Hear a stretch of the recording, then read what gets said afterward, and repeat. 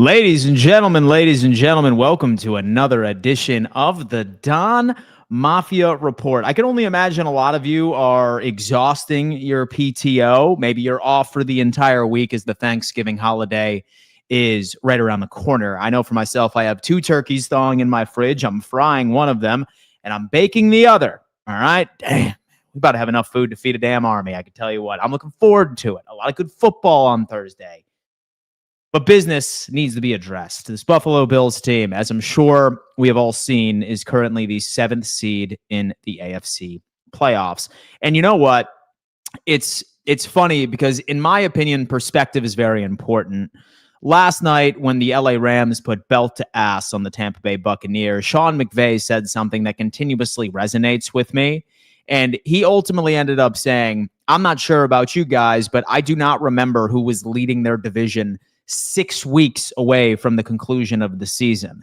And I feel like that's important. I really do, because for the most part, NFL fans have very short memories where the end of the season truly is what matters. I would consider December to be playoff football in my eyes. I think the real teams are going to show their faces here in these next couple of days.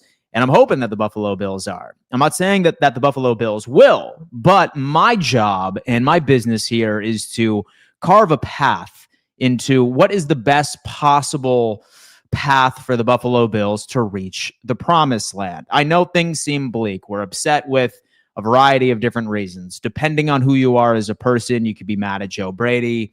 You could be mad at Brandon Beane. You could be mad at the wide receivers. But at the end of the day, guys, I hate to be the bearer of bad news, but I owe it to you to be truthful. And the truth of the matter is, we have what we have, my friend. Complaining about things that we can't control is not helpful. All we can do is just hope that this team can put enough together to go on a run with what we have. Sean McDermott is not going anywhere. Brandon Beane is not going anywhere. No wide receiver is going to magically come off of the couch and save us. What we have is what we have. So I'm not going to crawl into a corner and just stop watching the Buffalo Bills this year, parade around with a little pity party. Hell no, I'm not in that business, baby. I can complain about what I've seen from this team on a variety of different levels, but I am going to make sure to let you guys at least be educated on how we can get it done. And I'm not sure how long you guys have been watching me, but for a long time, we had this thing called the greatest story ever told. Maybe I bring that back. I don't know. Not yet. Not yet. The greatest story ever told is not necessary as of right now. But very excited to unpack all of that with you today. I have the NFL playoff machine up and running. I also have a pretty good theory on how the Buffalo Bills can completely turn it around and be a bit more consistent offensively. I don't think it's going to be one of the reasons that you hear very often online. And I'm so pumped to unpack it on today's episode. I ask each and every single one of you, as you are coming in, please do me a favor and hit that thumbs up sign, guys. We are building a crazy family. I am so close to 50,000 subscribers. It is insane. So damn close. How we reach that goal is if everybody hits that thumbs up sign. If there is 200 people watching at any given moment, there must be 200 like buttons hit. And more importantly, roll call yourselves in the chat and let me know where you are tuning in from. Do not be shy, folks. I want to understand where everybody is tapping in from this beautiful Monday, November 24th. I need to give a giant shout out to our good friends over at William Matar. Folks, if you were ever hurt in a car, you've got to call William Matar, #1 car accident attorney in the state of New York. I would not wish a car accident on anybody. No one plans on getting in a car accident, but it is so important to know that you have somebody that is willing to fight for your rights. Shout out to our good friend over at William Matar. Memorize that phone number. And thank you again for being a proud partner of today's show. They renewed for an entire year, folks. So you're going to be hearing from William Matar a bit more often on this. Guys, also need to give a giant shout out to our good friends over on Sleeper. Sleeper is bar none the #1 player prop platform on the market today. I was a big winner this previous week by selecting a couple of wide receivers and running backs that hit their projections by a significant margin. JSN, easy as pie wins. CeeDee Lamb, George Pickens. I walked away a big winner. And the good thing is that you guys can be too. You could be rewarded for being right on your football takes. All you need to do is sign up for Sleeper, and they ultimately end up giving you a free $20 just for hitting that link in my description, and are matching a $100 deposit all the way up to 100%. So shout out to our friends over at Sleeper. And without further ado, let's get into business. Man, it's a beautiful thing. Anyway, where's everyone tapping in from today? Guys, do not be shy. Where is everybody tapping in from today? Let's go on ahead and lock in. We have Joe Mama is saying low-key wild card might win us the bowl. It's interesting, man. I'm excited to lock in. What's up, Dan? Go Bills. Cameron Briglin. I'm doing well. I am doing fantastic. I hope you are. The thing is, I expected us to split with the Pats and lose to the Texans. The thing that's kicking us in the balls is losing to Miami and Atlanta. I totally agree with you. Two losses that I feel like we should be the most upset about. Morning, Dan from Arizona. What is going on, man? Let's talk about it. I think the Bills are. He will fix it. Beautiful. Beautiful. Guys, roll call in the chat. Let me know where you're tapping in from. Do not be shy. Pittsburgh is in the building. Hornell. Dave is in Denver. Olean, New York. Cleveland, go Bills. Danuba, California. Hello. From Charlton, Massachusetts, go Bills. Wayland, New York. Romesville, New York. Buffalo. Brett and Dundon, Florida. I love that. Kentucky. Toronto is in the building. Outside your window. Ha, ha. I'm not seeing you, fool. I'm not seeing you, fool. You don't got the gate code, baby. Monterrey, Mexico is in the building. Iowa's in the building. Naples, Florida. Asheville, North Carolina. Still in Tijuana, going to the Cincy game on the 7th. Jonah, that is an extended vacation, and I love it. You know what, dude? You deserve it. You deserve it. Godell Dell, Washington. Go Buffalo Bills. Lou Man is saying, Dan, not demand, with a winky face, man. I would respectfully disagree with you. St. Cloud, Florida is in the building. Dearbornistan, Sweden is in the building. Clifton Springs, New York. Brooklyn, New York. In Detroit, Michigan. Windsor, Buffalo, Howard.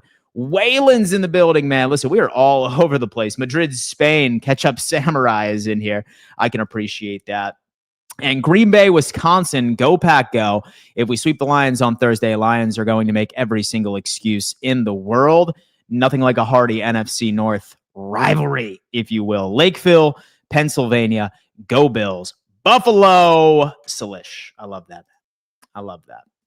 All right, so one thing I wanted to start off with, and might I say, I have been making a lot of enemies of the middle school variety on Twitter. Like a lot of enemies, all right? If you were in middle school and you follow me on Twitter, you have been very upset with me for the past couple of days because I have identified, which is, in my opinion, the biggest reason for the downfall of the Buffalo Bills, right? When you talk to anybody, you will hear one of the three biggest reasons why the Buffalo Bills are struggling, right?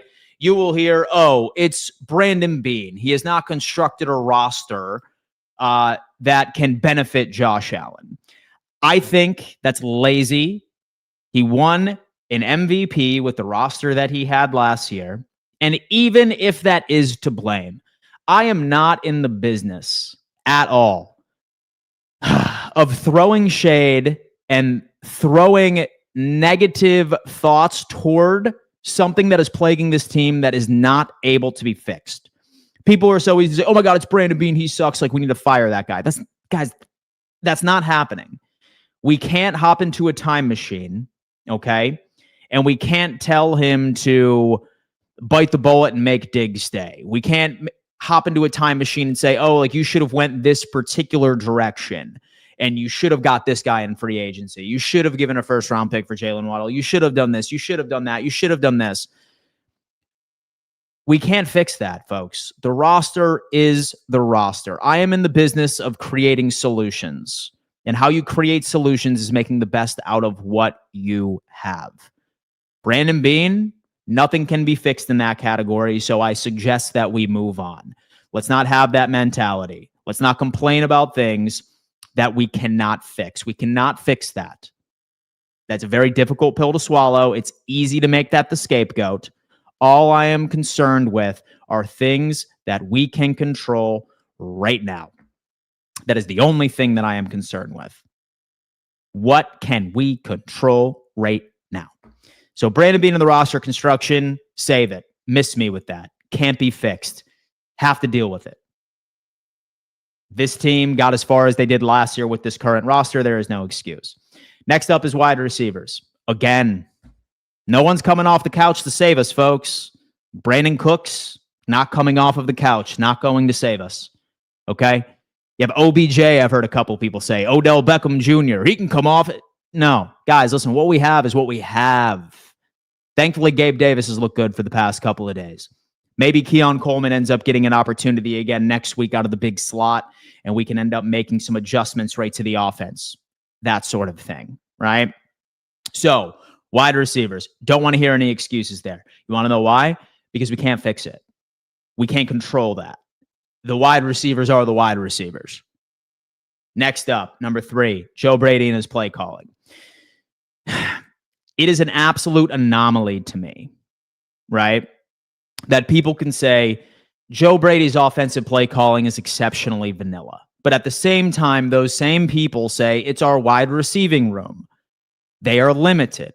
Folks, Joe Brady is not hammering mesh concepts just because he's bored, right? He's not hammering the same old style of play calling that he had in 2024 for a reason. He is limited to the skill set of the current wide receiver room. He's limited, folks. You can't really go out and do these high caliber type concepts. Sure, you could probably like switch it around here and there, but our wide receiver room is limited based off of an individual personnel base. Sure, I would love Elijah Moore to automatically be a go route guy and be dynamic in there, but unfortunately he's limited. With Curtis Samuel, unfortunately he is limited at this, right? Like he can't be that guy. With Keon Coleman, he's not a go ball guy. He's limited in that category. Same thing with Gabe Davis. So how I look at it is we can complain about the vanilla play calling, but at the end of the day, that's what our personnel is limited to.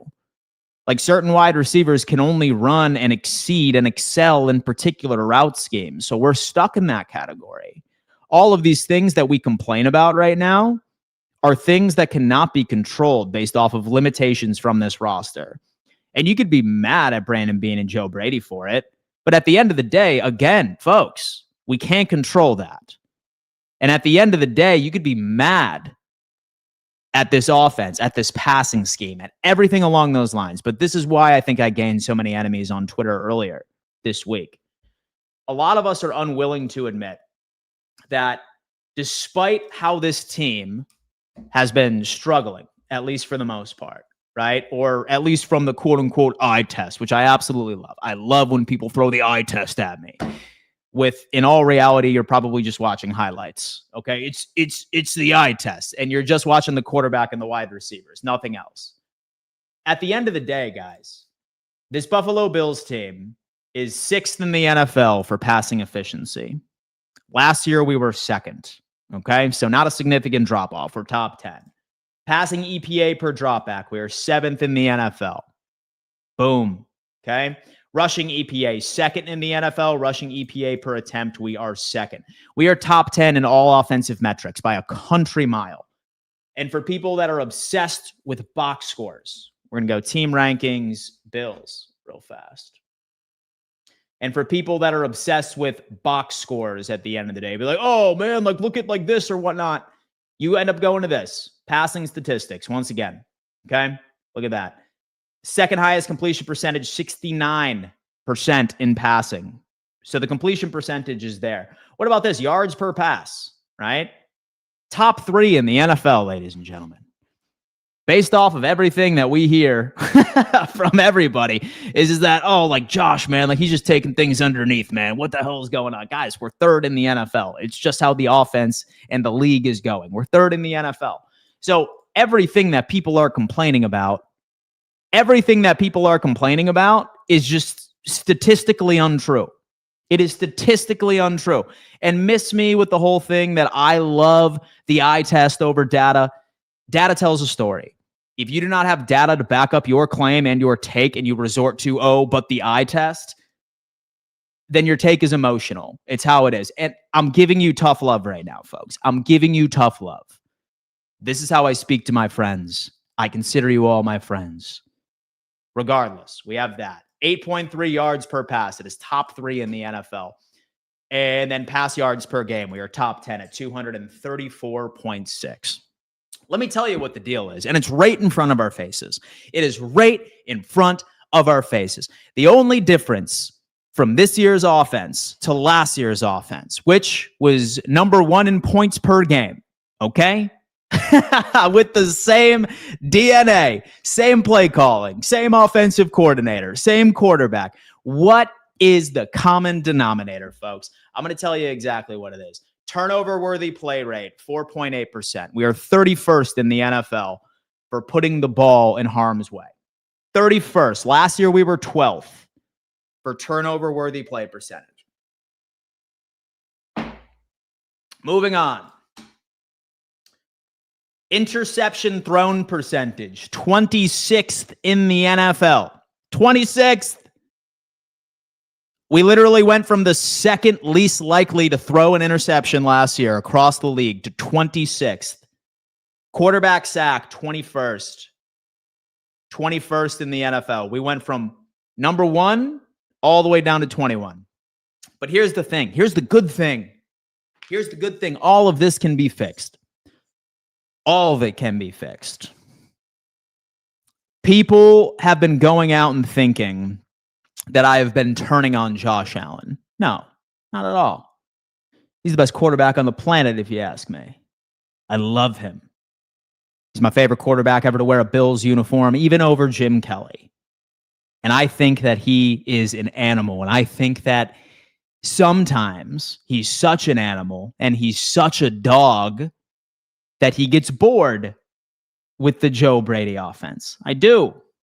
And so I think that he gets bored with the Joe Brady offense, which makes him be sporadic a little bit more, which makes him want to be the hero, which makes him want to take a 20-yard sack downfield rather than just taking like the quick check down or something along those lines, or like the under. And that's okay. I'm glad that he has that in him. But it is so clear, folks, that the problem with this team is that we have just seen a significant uptick in coughing the football up.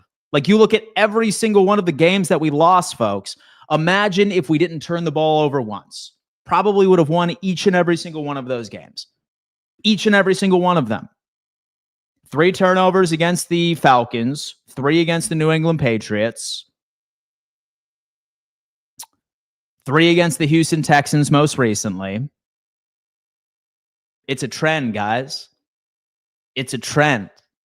And look, I respect the fact that people can come out and say, oh, well, like, we shouldn't ask Josh to do this, right? It's unfair. Folks, life and football are unfair, okay? Life and football are unfair.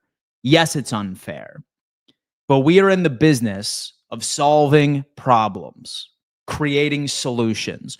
Why does your company employ you? Why does your company employ you, folks? To solve problems.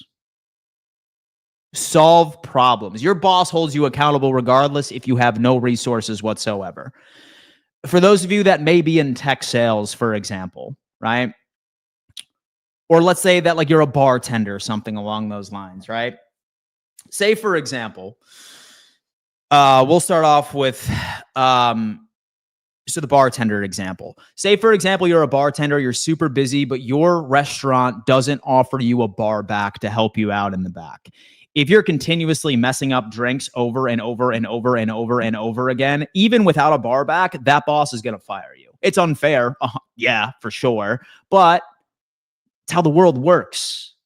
They want to bring somebody in that provides solutions to make up for their lack of resources, right? Same thing with tech sales, for example. Say, for example, that you are an account executive for a startup technology company. Maybe you don't have enough budget to hire a BDR, somebody that creates sales calls for you, and you are drowning and you are not hitting your sales quota. That CEO is not going to take your excuse as, oh, sorry. Oh, but hey, listen, like, I don't have this. I don't have that. I have no resources to make me successful. They don't care. So how I look at this is, well, Josh needs to clean up the turnovers. It's just how it is. Like, he needs to clean up the turnovers. And that completely shifts the trajectory of this offense. Bar none, zero questions asked. Has to. Just has to clean up the turnovers. Just make better decisions, man. Do what you did last year. I understand this roster is limited. It's how it is. It's how it is. And so the Kansas City Chiefs are going through the exact same issue with Patrick Mahomes. They ask him to do a lot for that team because that's what happens when you have a quarterback that really accounts for over 20% of your overall cap. We need problem solvers here. So if Buffalo wants to go on a run, especially in the playoffs, and thank God Josh Allen statistically is a great quarterback in the playoffs. He saves his best ball for the playoffs. I still believe he's got it. We got to clean up those turnovers. Minus the turnovers, we would be having a completely different conversation. If we didn't cough the football up 3 times against New England, we would have won that game. If we did not cough up the football 3 times against the Houston Texans, we would have won that game. If we would have not coughed up the football 3 times against the Atlanta Falcons, even with all of the sacks, we would have won that game. It's how it is. It's how it is. It's as clear as day. And beyond me, I have no idea why people are not acknowledging this simple fact. It is so clear. It is clear as day. It is clear as day that the problem with this offense is turning the football over. Is what it is. Anyway, right before we end up getting into the playoff side of things, let's go ahead and hit the chat here for a hot second, and let's get into situation. Yes, compared to all the running backs the Bills have had. Guys, do me a favor and hit that. So do me a favor and let's drop into the question and statement segment. Say that you have a question for me. Just hit Q : and then whatever you have to say afterwards. That way I could easily decipher between people talking amongst themselves in the chat and things that are directed toward me. I would be very interested to see what you guys need to see. Let's see what we got. We have Dr. Alexander the Great. Blame the idiot GM. But then again, what's the point? So we can't control that. Look, how I look at my life is this, right? And maybe I put myself at a way high, maybe I put myself at a very maybe I put myself at a way too high of a standard because in life, I'm the kind of guy that always says it's my fault for anything, for all of my mess ups, regardless of the outside factors. I don't focus on things outside of my control. And there are several things outside of the Buffalo Bills' control right now. Number one, it's quality of wide receivers. Number one, it's the GM. Number one, it's the head coach. You can blame them. That's easy, but that's lazy. You are accepting defeat. I hope that our team doesn't feel that way. What they need to do is focus on what they can control. So the GM, the head coach, and the wide receivers, the whatnot, let's start focusing collectively on what this team can fix. And what this team can fix is cleaning up turnovers. It is a very simple fix. Very simple fix. Just take care of the football. As far as play calling, we are limited based off of the wide receivers we have on this team. Okay? I refuse to believe that Joe Brady is just limited in that capacity. Play calling is based off of the type of wide receivers we have in this room, and we are capped based off of a talent level. It's easy to put blame, but what I am in the business of is finding solutions. I honestly like Brandon Beane. He finds gems in the mid rounds. Maybe if I had to critique, it would be his lack of ballsy trades. So really at the end of the day, so we made a trade for Stephon Diggs. He made a trade for Von Miller, and then Von Miller tore his ACL 6 weeks in. So he's made ballsy trades before, and people don't acknowledge how much Stephon Diggs screwed this team. Stephon Diggs screwed this team for forcing his way out before his new contract even started. So he really put us in a pretty bad situation. Let me see. Dan, Josh has to be better, yes, but my issue with Brady and McDermott is situational awareness. We had 3rd and 4th and short with the timeout, and we didn't call a tush push. There was no defensive tackle lined up over the C gap. Yeah, Sure, right? Like nobody here, right, is going to have 100% of the blame. Nobody is. Situational play calling is certainly way more of an issue for me than play calling in general. Like people hate the screen, but we're still top 5 in screen win rate. Like we are the most efficient screen offense in the NFL, surprisingly enough. Like we are bar none the best when it comes into efficiency. Like we average 7 yards per screen, surprisingly enough. And so I know that all we ever remember are the bad screens. Situationally, yes, I totally agree with that. But again, right? One thing I think that we could fix a tad, if Josh don't like something, dude, I mean, just go to the line, call an audible, brother. Like go to the line and call an audible if necessary. His younger days of being strictly controlled by an offensive coordinator, I think, are behind him. Yes, to a degree. I definitely would say that situationally, we've had some gaffes.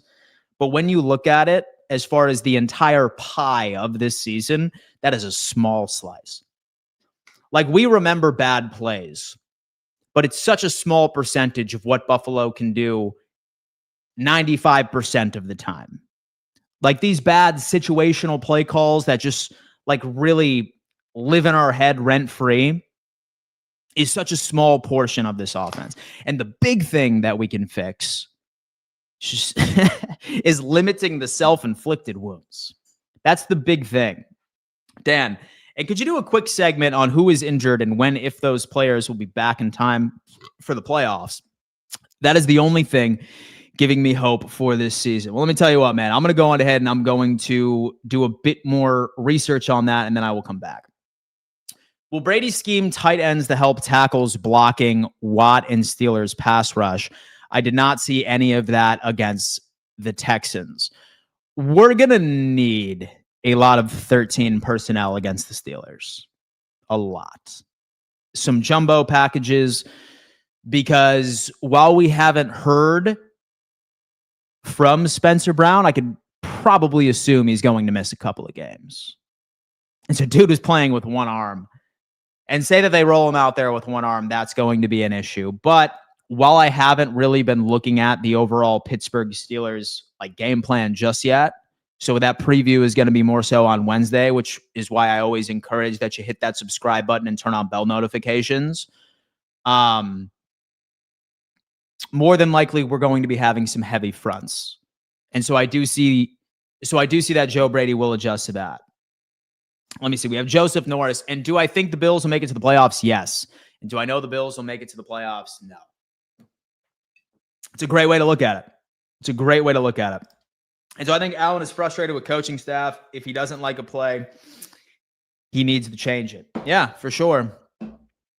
Like, look, so he's in year 9 now or year 8. And so at this point, say that you hate a play. dude, just go on ahead and call. Just go on ahead and just call an audible, right? Like that's kind of where I'm at. Like be more in tune with the play calling. Like put your 2 cents in a bit more and like be a bit more assertive when it comes down to it. That's kind of my thoughts.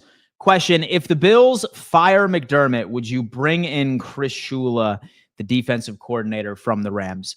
So the Bills would need to like miss the playoffs, I think, before the Pagulas even consider firing him. Shula, probably. And so I'd be pretty excited about that. Him or Kubiak from the Seattle Seahawks, I'd be okay with. To be honest, a fresh guy on the offensive line might be good. Yeah, dude, listen, don't sleep on Ryan Vandemark. When he had to fill in for Spencer Brown last year, he was pretty solid. Bills will win the division, and the Bills win out, and the Patriots lose to the Ravens and the Bills. Bills get the first seed. Have faith. Go Bills. I love that. We have a question. Heavy front. You definitely need Richie, Dan, not demand. Lou, man, please pay attention in class right now. Your teacher is really trying to get you to pay attention to chapter 3 of Harry Potter and the Sorcerer's Stone. So please do us a favor and stop neglecting your education. We all should just respect each other's opinions of what we think is the problem. For sure. Dude, listen, man. So you can go through like my Twitter mentions sometimes, and like it is the mental illness Olympics. I will tell you what, dude. Like I have gotten some of the craziest DMs. I have had people say that they were gonna find me and jump me with their friends or some shit like that. Like, guys, listen, I hate to tell you this, but these players don't know you. All right. So like don't be like threatening people because they have a different football opinion of you. Like, for the love of all that is holy, man, dude, good God, man. Some people are absolutely insane. It drives me nuts. Let's go 49ers to the Super Bowl. Eric's hoping for the best. Gibbs from Detroit had 26 touches yesterday, 11 catches out of the backfield. A lot of similarities between Gibbs and Cook. Get your best players the ball in space and a lot. And so Cook definitely should have gotten more touches against Houston. And so that much I could tell you. But look, so really at the end of the day, how I look at it is the biggest issue for this team is coughing the football up. I mean, it is what it is, dude. It's so clear. It's so clear that turnovers are the issue from this team because virtually nothing else has changed. Like, so the play calling is the best. And one other thing I always hear is just like, oh my God, like his play calling is so predictable. Like the blueprint is out on this team. Guys, if that was true, then we would not have won a game. And we definitely wouldn't have been winning by like crazy ass margins, regardless of it. What people I think fail to understand is that you can get a blueprint, but you need a quite literal perfect personnel that matches up against the Buffalo Bills offense. Like you need a perfect defense. It's not as easy. If the blueprint was truly out on the Bills offense, if the blueprint was truly that predictable, don't you think that like we would have lost to Tampa Bay and we wouldn't have been able to score 40 points against them, who have a really good squad? Don't you think we would have lost each and every single game that we have played? And even if we did ultimately end up winning them, it would have been like super ugly, like all across the board. So that thing of, oh, his play calling is way too predictable. Why wouldn't every defense run the exact same thing? Right. So it's clearly not. It's clearly not as bad. It is turnovers. And that's just how it is. I expected more from Elijah Moore. He has not met my expectations. Well, I mean, look, like he's been on 3 different teams so far. So the Jets, Browns, and now the Bills. Some guys just can't really get it done. Love the show, but you were defending Bean and McDermott during the entire offseason and saying we don't need a wide receiver number 1 and Cook isn't the important to the team. Ready to say McBean needs to go. Mike, first off, thank you so much for showing love to the show. Love that. So my opinion on Brandon Beane and Sean McDermott is meaningless. Like, would I like a change? For sure. For sure. But the problem is that they're not going anywhere. they are not going anywhere. The problem with this organization is that the Pagulas also own the Buffalo Sabres. They look at that organization and they look at the Bills and they're just like, oh shit, yeah, we're not going to ruin this. Say that you look at it. So the Buffalo Bills have a perfect insurance policy to save McDermott and Brandon Beane's job, all of the injuries. Right now, like we're the 8th most injured team in the NFL and have lost all of our defense to like crazy ass injuries by itself. So me declaring that Brandon Beane and Sean McDermott should be fired is meaningless and a waste of energy because they're not going anywhere. That's kind of why I don't get into those conversations. It's a waste of my time and it's a waste of yours. So the only thing that I can really genuinely do is to carve a path on how we can succeed with what we have. That's my overall thought process with it. We have Jeff is coming in. I feel like that there's a reason the Bills are playing like this. I think we're trying to hide our plays until the playoffs because every year we have a great team, but in the playoffs we are predictable. I hope that's right. I hope that is right. Stack Bosa and Rousseau on the same side, and I think that they'd get more pressure on the quarterback. Well, so you have one arm Bosa and Rousseau, who a lot of people were upset with this offseason. So I just want the Bills to not have TJ Sanders taking reps outside, right?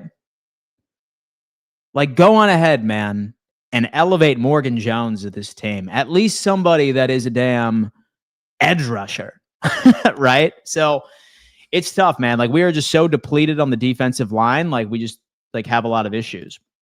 Statement: Texan safety came out and said the Bills showed everything they studied on tape. But again, here's the deal, right?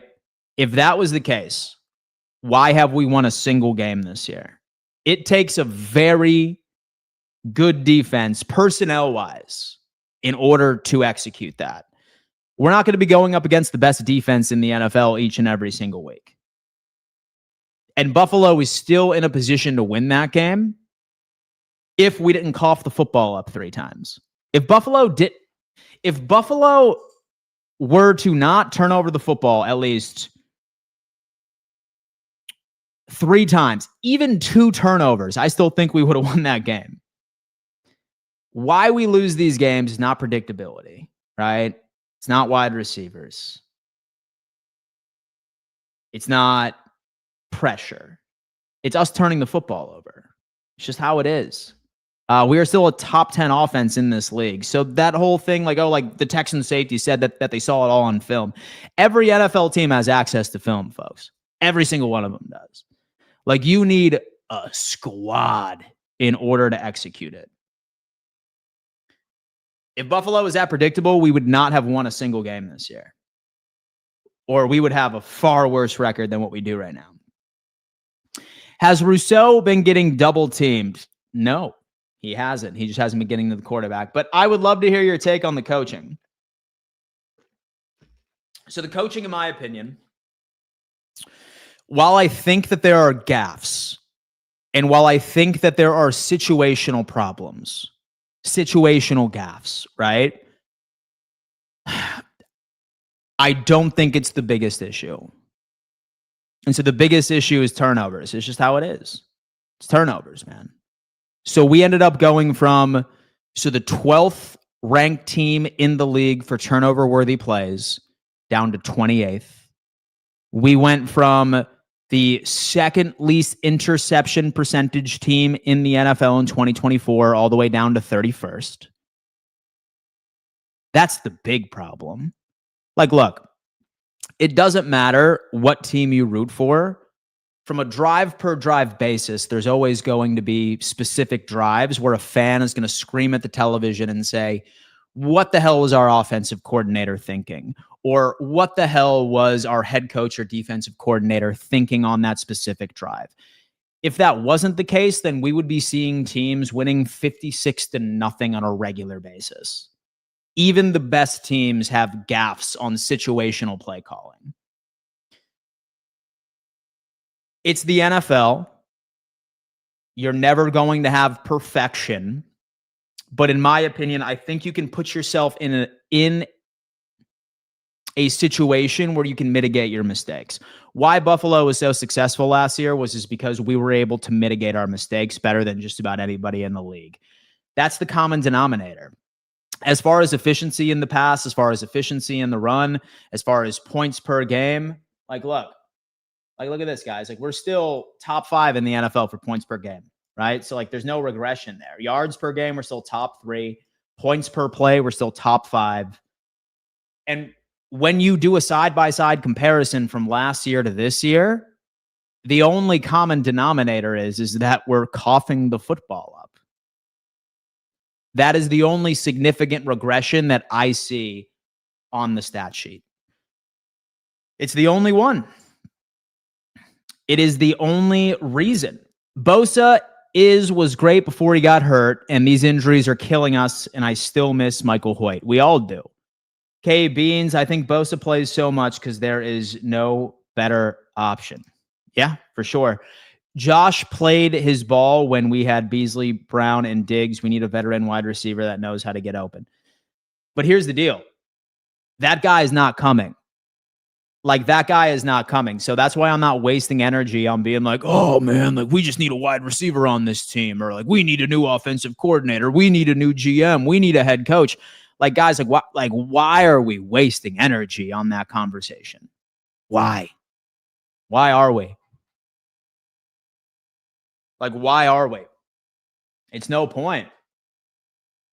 And so there's really no point right now. And so the only thing that we should be angry about is the fact that this offense is giving the opposing team extra opportunities, and those extra opportunities are capitalizing. I'm not even mad at the defense. We knew that this defense was screwed like very early on. We knew that they were screwed early on. What do you expect from a defense that has like 8 players on IR right now?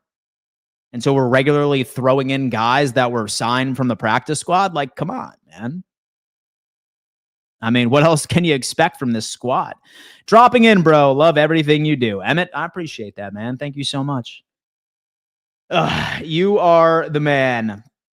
You guys need to improve at the linebacker position and fire Joe Brady. I'm not concerned about that. And so I'm not concerned about stuff that is outside of the Buffalo Bills' control right now. I'm really not. Question/statement. Why do you think the Bills always make the same mistakes every game? Also, we are not executing at the high level to the standard we expect from this team. Why do we expect Josh to play clean ball? Because he makes $55 million a year. That's why. It's okay to put expectations on your quarterback. It's okay to put expectations on your quarterback. Why I put so much expectations on Josh is because he's proven that he can play clean and complementary football last year in 2024 with the exact same offensive coordinator and basically the exact same wide receiving room. For me, yes, I do hold him to a higher standard. Is it unfair to ask him? For sure, but life is unfair. When you're going about your day-to-day responsibilities at your job, I'm sure you don't have all of the resources that would make your life easy, right? Probably not. But your boss still demands perfection and demands avoiding mistakes. So my thought process is this. Like when Josh makes a lot of money, $55 million a year. So I expect him to be, at bare minimum, bottom 10 in the league for turnovers. Like bottom 10 in the league for turnovers. Or top 10 for lack of turnovers, if you will. And so I expect that. Especially since he proved that he could last year. Say that he's never proven it, then sure, I would give him the benefit of the doubt. But now, no.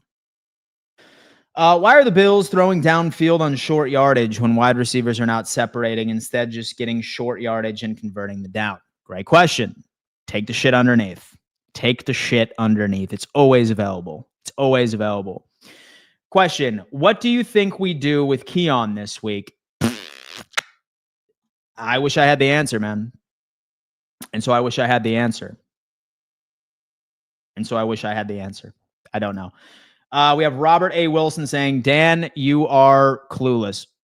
Rob, you have nothing that is statistically backed to prove your point. Nothing. I do. And no disrespect to you, dude. Like, you love this team. And so you love Josh Allen. You love him. And that's great. So do I. I just expect a lot from him. So at the end of the day, like when people call me clueless, like, yeah, like you can tell yourself that, but look, like I have numbers to back it up. It's the name of the game. And so if you don't have numbers to back it up, then all you're saying is just spewing emotions. Like that is all you're doing. Like people think that I'm rooting against Josh Allen. I'm not. I still think he's a great quarterback. You can love a quarterback and you could still think that he's one of the best in the NFL or the best in the NFL by still acknowledging that, look, like we need him to take care of the damn football. It's how it is. It's how it is, man. Like, look, like I've literally proven my point.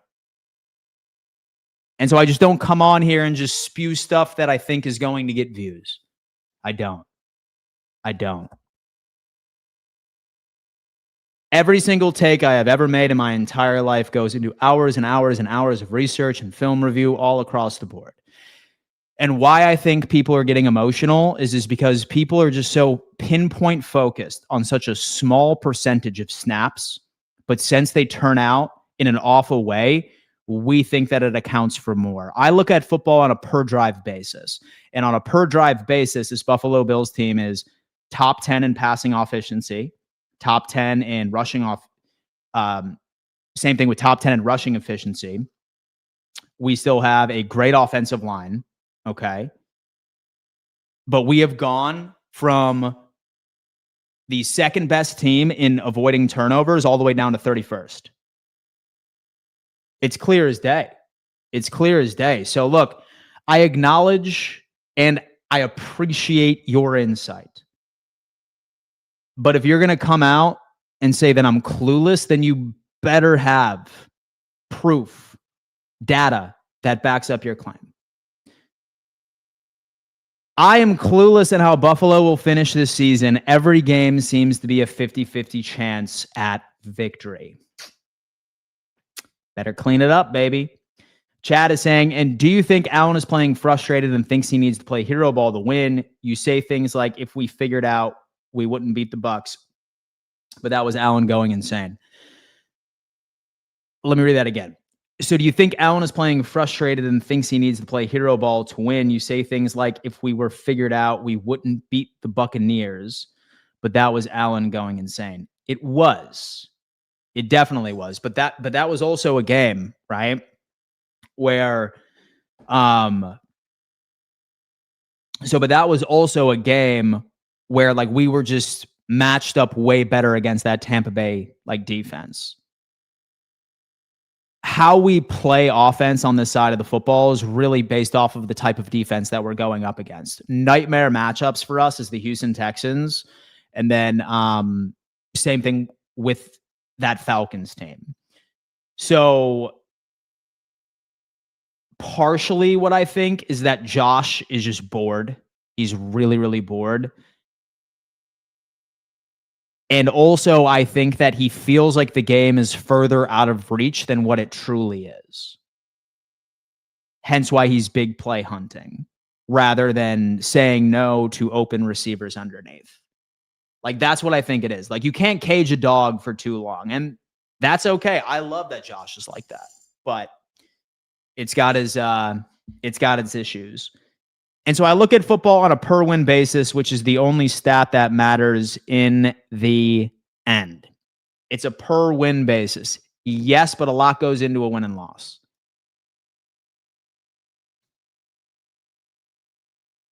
Let's face it. And every time we lose, our fan base goes into a frenzy and thinks the world is going to end. It feels very similar to me right now.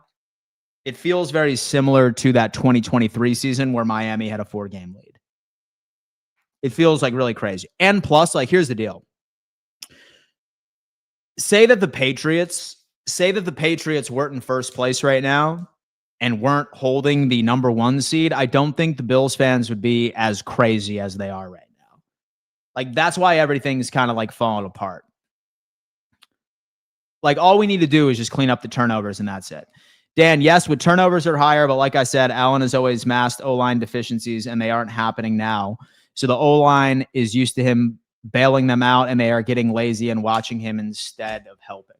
See, but this is the issue, right? And I certainly acknowledge where you're coming from, Aaron, and that would certainly suggest that would be the case. However,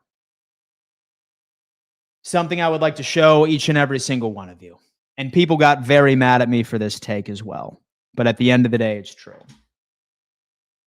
When you look at pressure, let's go on ahead and take a look at sacks. Who's getting sacked the most out of anybody in the NFL? You have Josh Allen has been sacked 28 times this year. Okay. 19 of those have been his fault. 19 out of the 28 sacks that Josh has sustained have been his fault per FTN Fantasy. Now, you're probably wondering, what about time to pressure? What's the fastest time to pressure? With Josh Allen, has the longest amount of time before the defensive line creates pressure on him. 2.9 seconds. 2.9 seconds.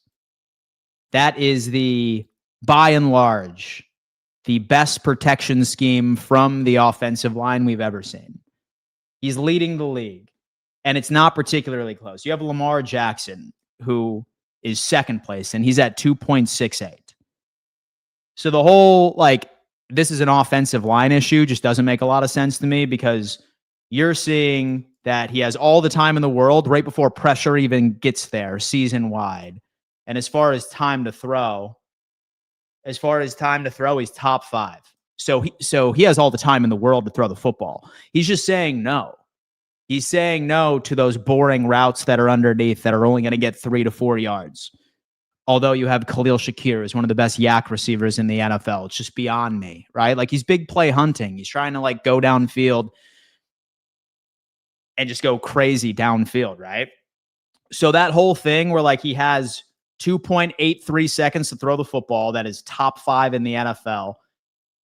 He's not even seeing pressure until 2.9 seconds, which is best in the NFL. That's an offensive line stat, guys. So the O-line is not the issue. The issue here is we have Josh Allen has been sacked. Where's my boy at? 28 times, and 19 of those have been his fault. And by being his fault, running into a sack, not staying in the pocket, not throwing the football away. I'm not putting that on the offensive line.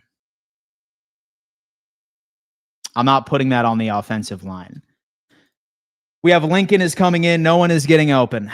They are. It's just not where Josh Allen wants them to be open. Let's also go here. Look at this. Receiving. What about this? Hold on. Let's go with efficiency.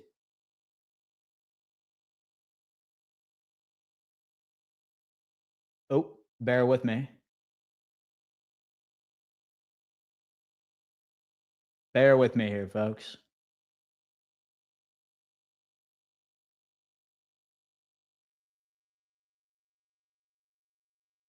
Coverage. Look at this. It's y'all about to go crazy. Open percentage. Right now, Josh Allen is 12th in the NFL for seeing an open wide receiver. It's 41.9%. 41.9% of the time a wide receiver is open. The lowest in the league, Matthew Stafford at 33.4%. It's just how it is, dude. It's just how it is. So you ultimately end up going here. Let me find this real fast.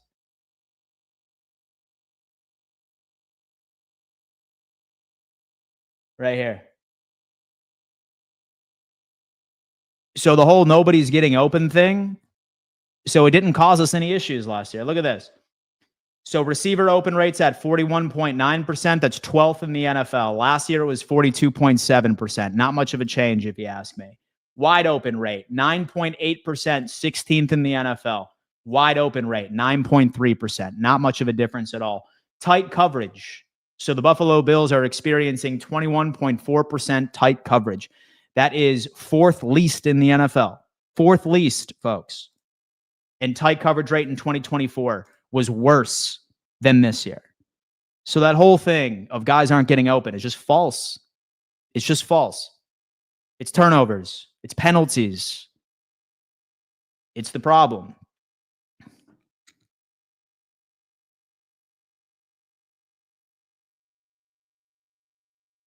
So to those separation stats and open percentage, you bring up account for man versus zone. I do occasionally see guys open underneath for short gains, but mostly against zone. How about against man coverage? Man coverage, it's simple. It is a culmination right between both. One of the problems I think that people are struggling with, or Josh is struggling with, is this right here. You are seeing a significant uptick in zone coverage on Josh Allen. Josh Allen right now, as far as man coverage, where's he at? 39% man coverage is what he's seeing. And then zone coverage, which has been up significantly, he's top 3. So zone is the issue right now for him. Like zone is the problem. with them. So with separations there, it's fine. It's just how it is. Let me see what we got here. Stats don't tell the full story. Can we get a film review too? It's rarely just one guy. Football is dependent at every level, from offensive coordinator to the offensive line to the quarterback and to the wide receiver.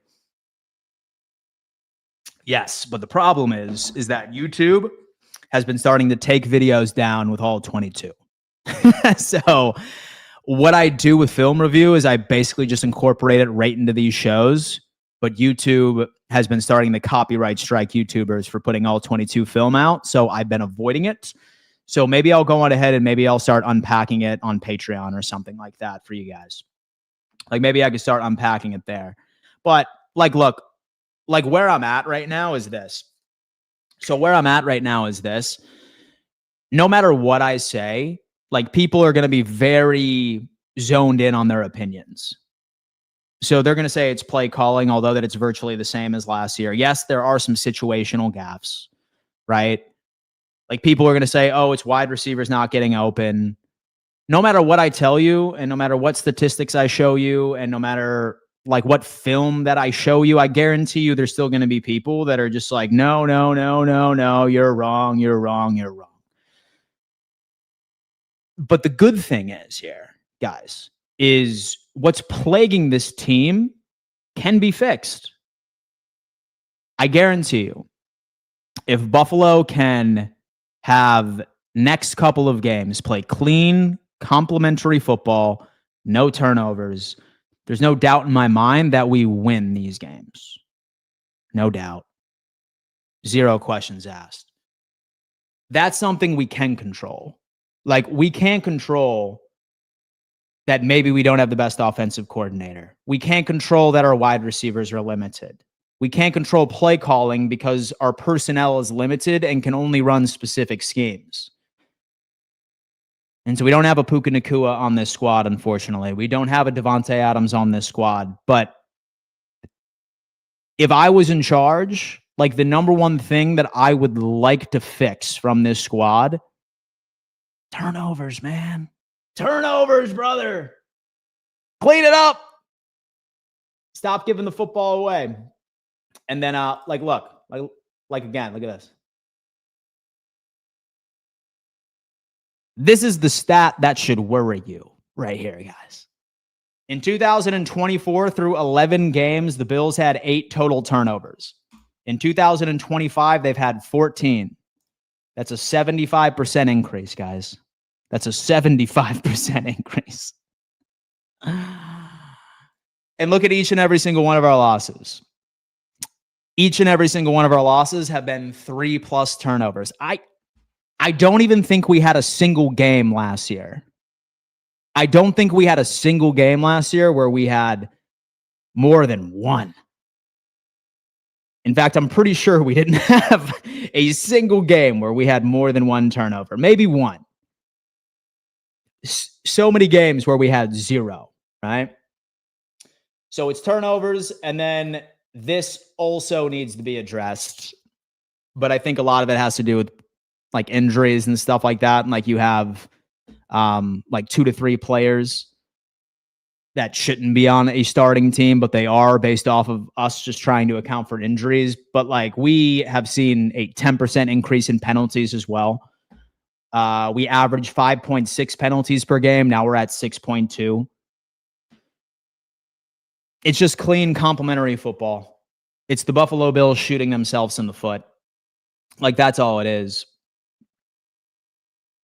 And turnovers are a problem. Even with multiple turnovers, we're still in most games. Imagine what those games would have been without the turnovers.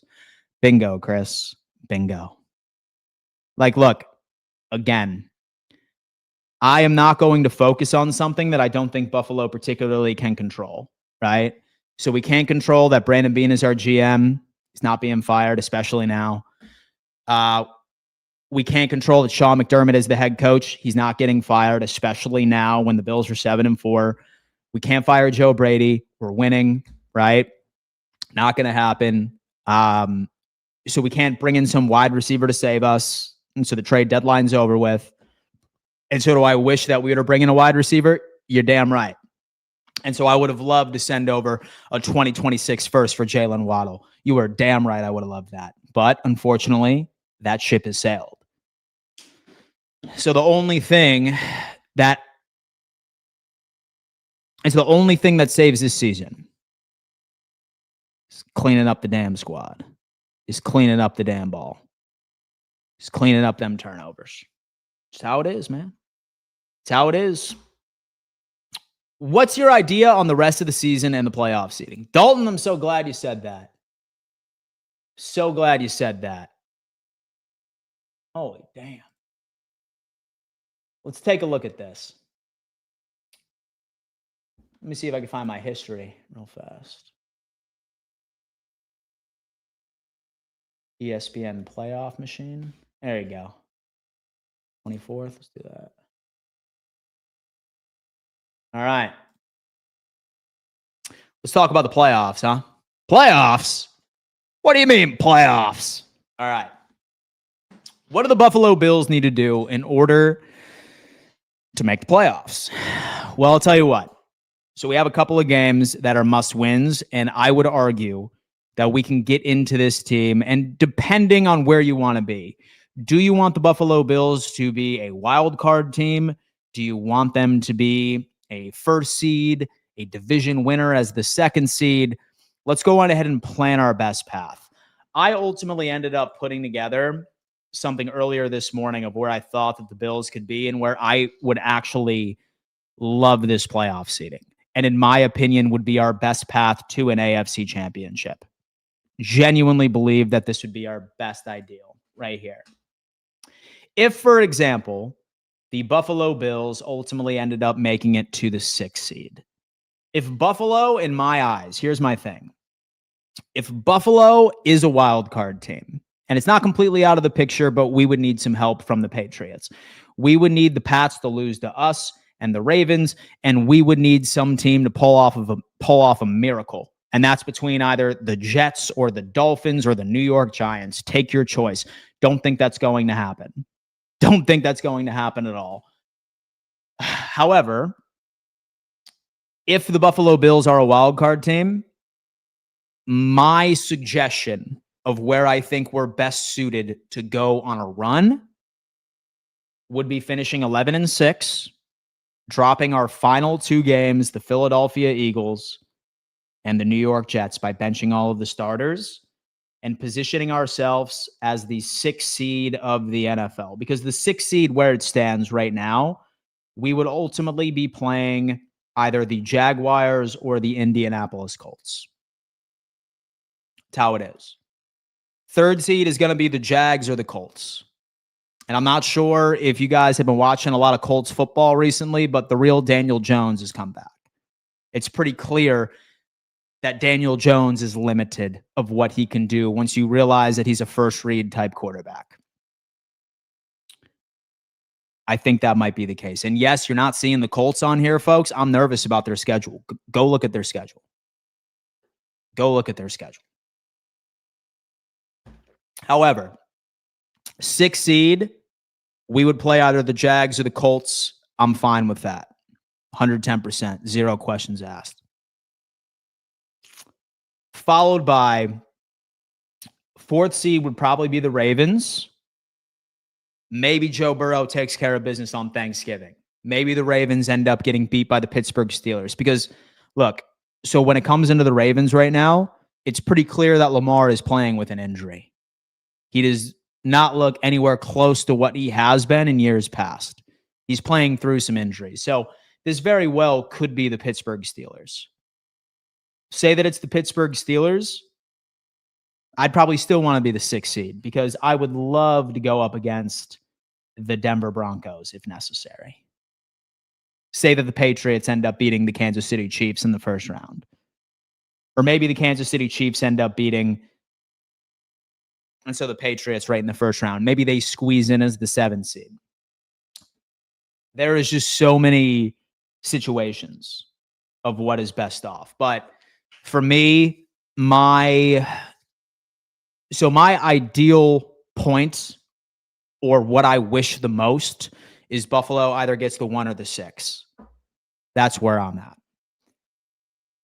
So Lamar won't need to do anything against Buffalo. Just hand it to Henry and watch him run through 5 arm tackles by tiny Bills linebackers. They don't have a lot of success against the Buffalo Bills. They don't have a lot of success against the Bills. Look at the AFC. Which team looks dominant? None. So Bills can still get to a Super Bowl, but not if Brady keeps making offense predictable. Insanity is doing the same thing over and over, expecting a different result. So the predictability of this offense for me is really limited based off of the wide receivers that we have. And so I don't think that he's doing this just to do it, or it's because he's lazy with his game planning. It's just we don't really have the horses to like elevate. Like what we have is what we have. But the number one thing is this. Josh, don't turn over the football. Khalil Shakir, don't fumble the football, handing it to and so an offense right in their own red zone. I've seen this team, man. Like this Buffalo Bills team has beaten the Baltimore Ravens, has beaten the Kansas City Chiefs, has beaten the Tampa Bay Buccaneers. We've beaten some good teams this year, but we're losing to terrible teams, right? So I have all the confidence in the world that we can compete with the best of the best, but it just depends on what team shows up at any given moment. That's just kind of where it's at. Dan, this is the easiest playoff pick in years. It's sad we aren't great this year. Well, hey, man, it is still early. Pats, Broncos, and Houston will get in. Maybe the Chargers fade away. I'm not really high on the Chargers this year. Explain how you think the Bills even have a chance to win the division. We are 2-2 in the division, and the Pats have 0 losses in the division. So the most likely situation for me is wild card. 5th or 6th seed is where I think that Buffalo like gets in. But as far as possibilities of how we can win the division would need to be a repeat of 2023. So we would need to win out. So more importantly, right? So right now the Bills are 7-4, and so are the Patriots. So the Bills would need to win out / lose, right? And the Pats would need to lose 3. And so the Patriots are going to be without their left tackle for probably a couple of games. He sprained his knee. So I imagine he's probably going to be an IR candidate. That is a big blow. Yeah, Milton Williams is on the IR as well. That's a problem with their defense. They also lost another offensive lineman last week. So I'm curious to see how the Patriots end up getting past this because those are deathly blows. So as far as division is concerned, we're just going to need to have a better record, right? And how Buffalo does that is we need to win out and the Pats need to lose 3. Not really buying into that, okay? So I'm not really buying into that, barring a miracle. So I'm more of the camp of believing that this team is going to be either the 5th or the 6th seed. 6th seed, in my opinion, is a better path to the AFC Championship, is a better path to the Super Bowl. There is no path. You guys missed your window. We'll see. We'll see about that, my friend. Would Bills fans rather watch New England in Super Bowl or Kansas City? Oh, man, you have no idea. And so I would be rooting for the Rams to put belt to ass on either team, to be honest with you. A lot of football left. Let's see if these teams can stay healthy. Aldo. Who's Aldo? And so I was really hoping the Bengals pulled it off yesterday. What a terrible day of football for us Bills fans. I mean, what can you do, right?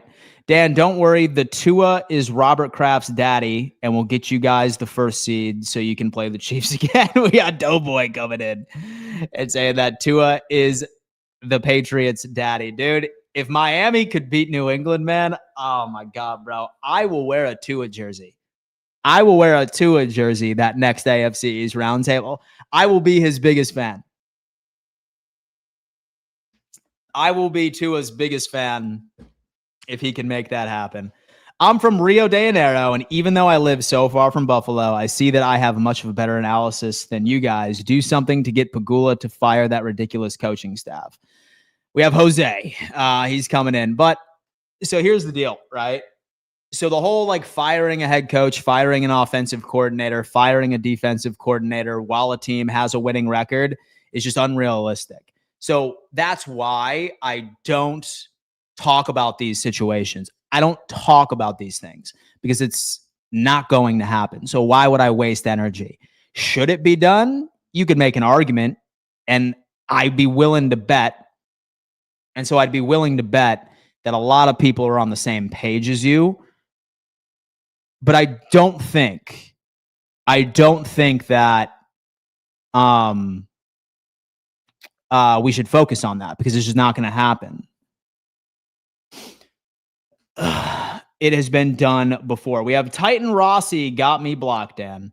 Titan Rossi has you blocked. Why would Titan Rossi block you? He will probably get another concussion instead. I saw Josh this weekend in Laramie. He looked tired. I mean, he should be. He should be. It definitely should be done. I hope so. I hope so, man. I hope so. We're better than New England. They just have a better coach. The Bills beat themselves the first time they played.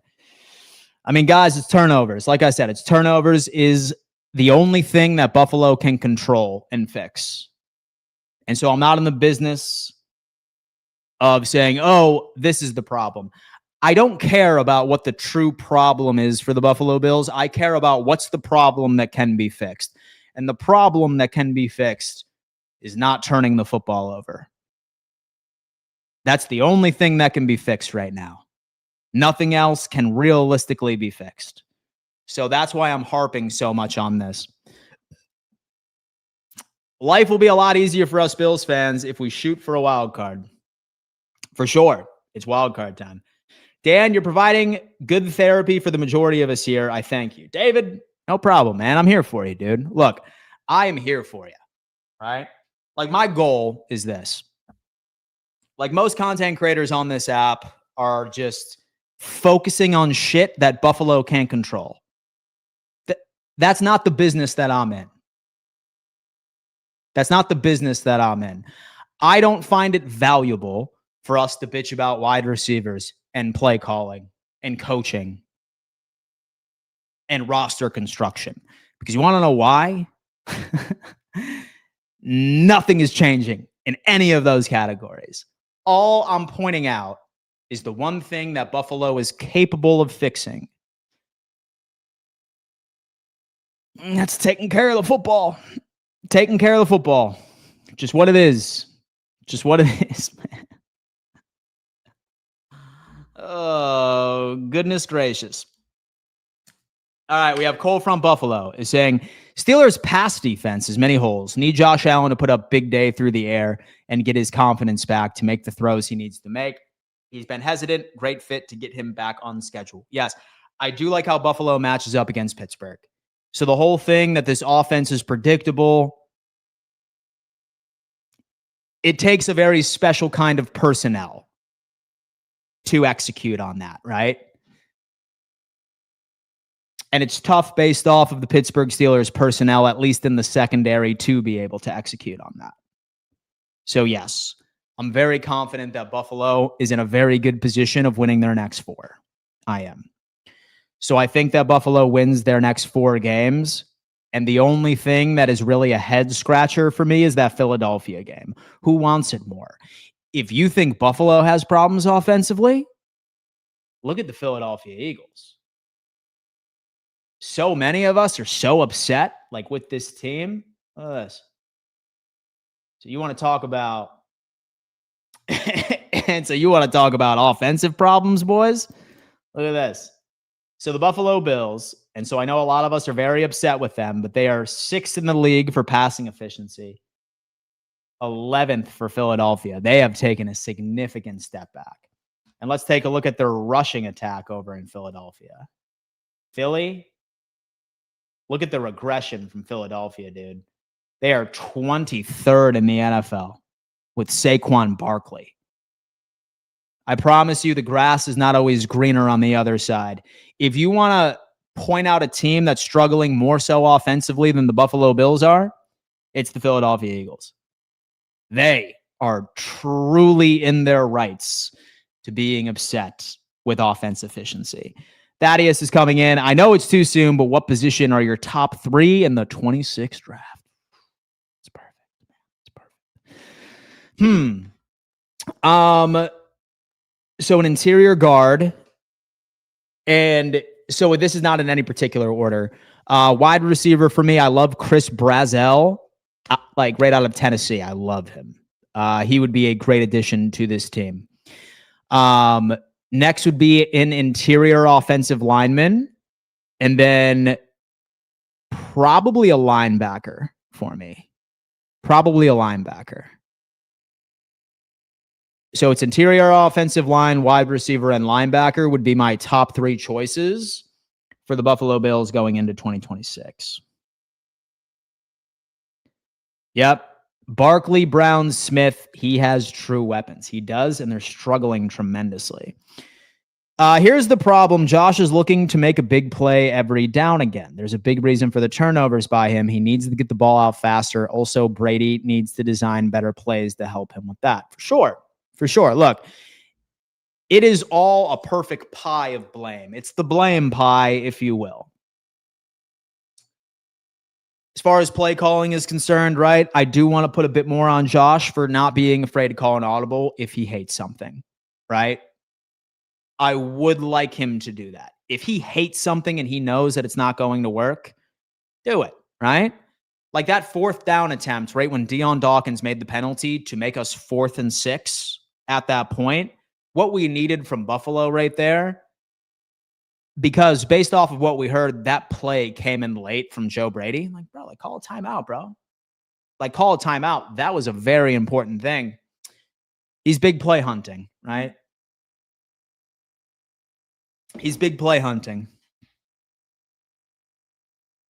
Statement. After being embarrassed in Dallas yesterday, their Eagles D will be on a mission when they roll into Orchard Park. Wide receiver George Pickens will be a free agent at the season end. Wait, let me guess. He doesn't fit the Buffalo culture. Sean. Well, let me tell you what, man. I think that Brandon Beane is going to make a trade in March. And so I think it's going to be Jalen Waddle. And so I think that Buffalo will indeed trade for Jalen Waddle, or they will trade for Chris Olave, like by March. It's going to be one of those two names. And then I think Buffalo doubles down at wide receiver, probably in the first round as well.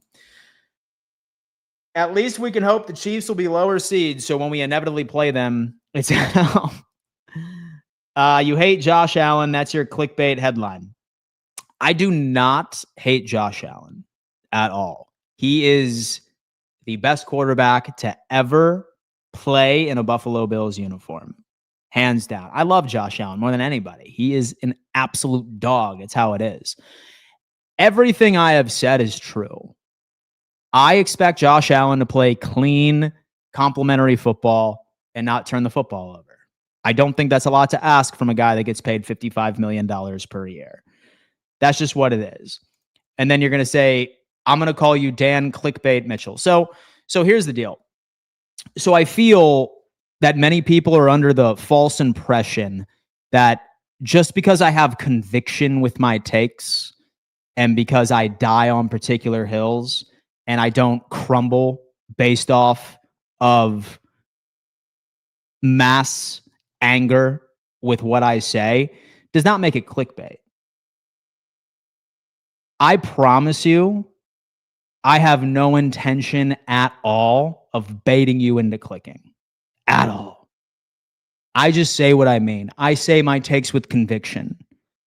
I don't bow down to crowd anger or like mass being like, oh my God, we hate that take, blah, blah, blah. Part of the reason why I think that I'm the biggest Bills creator on the internet collectively is because I am that way. I have seen so many content creators out there ruin their careers before it's even started because they structure their takes based off of what they think that their mass audience is going to like.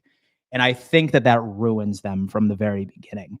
So if anybody is ever trying to get into content creation, I leave you with this piece of advice. Always say what you mean. And obviously have research to back it up. Have conviction with what you say. And don't curate your content based off what you think is going to get mass appeal. That's what makes you stand out. And so you can argue with my methods, but you can't argue with the results. As far as last Thursday, I'm over that shit. As long as Josh Allen understands two things. Jim Kelly was the master at clutch comebacks and was a master of scoring late touchdowns, was a prodigy of. I totally get that. Lou has come in and says, I respect you, Dan. Lou, so I respect you, brother. Dan, I am a Chiefs fan and respect the Bills and yourself. Who do you think the best team in the NFL? For me, it's the Rams. 110% it's the Rams. 110%. It's tough for me to pick a team that's not going to win the Super Bowl, right? Like, where it stands right now, barring a crazy-ass injury, say that the Rams don't win the Super Bowl, I will be shocked. It is such a team, man. It is such a team. Would we find a different OC next season? Yeah. So I think he's either going to get a job somewhere else or he will be fired. I don't think he's going to be a Buffalo Bill next year. Dan, you should really get into college football. It could get you an even bigger audience. Well, let me tell you what, dude. We had a college football show on Roundtable Sports. And it is just too much time for me, dude. It was too much time. So I try to do a college football show at the beginning of the season, but I just don't have enough time. But I am actually looking to recruit somebody for a college football show next year. I'm on the hunt for some people, man. You do what you do. I certainly don't think that you would have a following if you produced zero truth. Why would they follow? Thank you, Cole from Buffalo. And by the way, guys, he's up and coming. Love this guy's content on TikTok. He knows ball. By the way, we need to get you on this show sometime, man. Let me know your availability. But yeah, dude, like, look, like so many people say that it's clickbait when they end up reading an opinion that they don't agree with. I'm sorry, but I refuse to curate my content for mass appeal. I don't. I'm always going to say what I mean about this team. Always going to say what I mean about this team. All football is opinions. That's all it is. Like, why do you think that the good Lord makes us play the games, baby? It's to see who is right and who is wrong. Like, you look at all the big names and stuff along those lines, and all of them get accused for clickbait. Like, no, dude. No. Say that I have a take. I will always tell you what is on my mind. I will never be fake. Ever. Ever. Don't be afraid of... Just don't be afraid of burner accounts on the internet. Like, who cares if somebody's mad at you? If you believe something about sports, say it. It's your take. It's not theirs. Say that they're that angry about it, then they would start their own content and they would make their own takes. And I guarantee you they would have their share of people calling them clickbait artists. It's how it is. And for people that hate clickbait that much, like, damn, y'all give me a lot of promotion. Damn, y'all give me a lot of promotion. I just find it so funny. Sometimes, like on Twitter, like when I'll drop something, somebody like will quote tweet it and say, this guy's the biggest clickbaiter that I see. And I almost always get like 30 more followers after that. Like, why would you promote my content if you hate it that much? It's funny too, because like people are just like, oh yeah, like we're just going to mass hate Dan Mitchell and he's going to quit. Like, no, like you have no idea who I am. That motivates me. Nothing makes me happier than winning in my haters' faces. Nothing makes me happier. I am a sick-minded individual. You hate on me, that fuels me. Like, you hate on me for a video, guess what? I'm doubling down with 3 more. It's just how it is. It's just how it is, man. That's how it is. Dan, bro, is it not obvious rage bait? No, not at all, man. Just because I feel an opinion that gets people angry does not mean that it's on purpose. Hey, Dan, I hope the Bills beat the Steelers because they stink. Yesterday, let the Bears win yesterday. Even I'm not a Bills fan. Look at that, dude. I love that. And so I respect you, Dan. You don't deserve to be called a clickbaiter for saying what you think or your opinion on something. Dude, listen, I sleep like a baby every single night. And so I sleep like a baby every single night. It's how it is, man. Listen, it does not affect me by any stretch of the imagination. Forget the haters. Everyone is entitled to their opinion. J17 is not to be shielded from the team's struggles. Keep doing you thing, Dan. Go Bills. JME, thank you so much. And what Ivan says, go Bills. Well, Josh Allen and Jim Kelly are still very different quarterbacks. Wow, Josh Allen can't even score on a no-huddle offense, let alone Jim Kelly's. Let's see. Let me see. Dan, one thing I have learned in following the Bills since 1960s, fans are fickle, and they love to play armchair quarterback. But the fact is, and the fans are not on the team, we are not on the field of play. For sure. For sure. It's just how it is. No, Dan. So the people saying you are a clickbaiter are rage baiting you. Yeah. But it is what it is. It is what it is. Dan thinks he is Elon Musk. More like Jeff Bezos.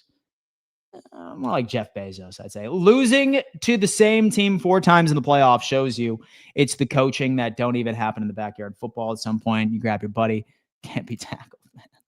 I love that. We only fear the good Lord Jesus Christ, who cares what the haters think. For sure, man. I'm a God-fearing man, baby. It's how it is. Dan, do you prefer Facebook or YouTube for us to watch? So it's completely up to you right now, man. Right now we have like 193 on YouTube, 411 on X. Feel free to go on ahead and hop onto either, man. You will have a much better live chat experience on YouTube. It's just how it is.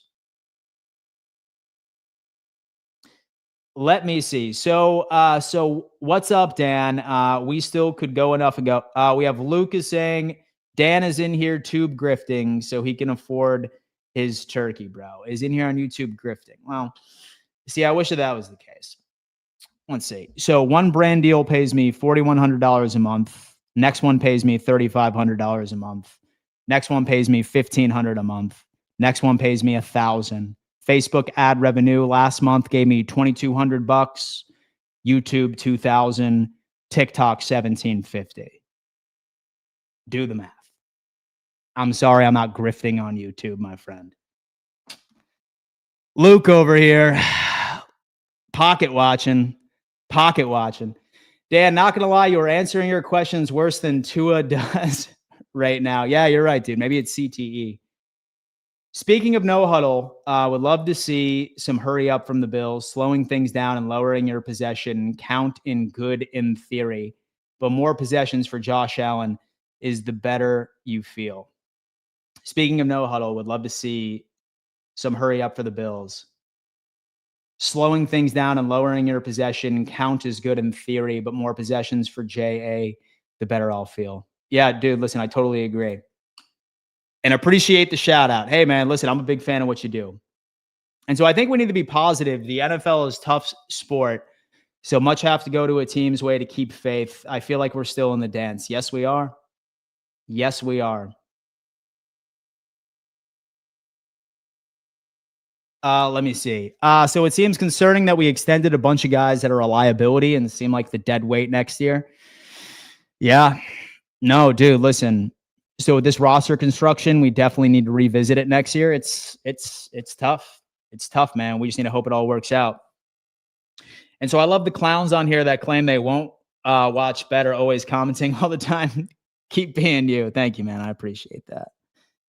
Damn, dude. And those promotions are motivating me to start one of these. Dude, do it, man. Do it, brother. Dan, and did you watch HO's video going over Josh's 8 sacks? Yes, I respectfully disagree with him, though. I did. Wouldn't be surprised if Buffalo pulled some magic and went on a run. Me too. Wow, Josh Allen would have to evolve his quarterback game. That's exactly what I'm getting at. Josh would be a touchdown passing machine in a no-huddle offense.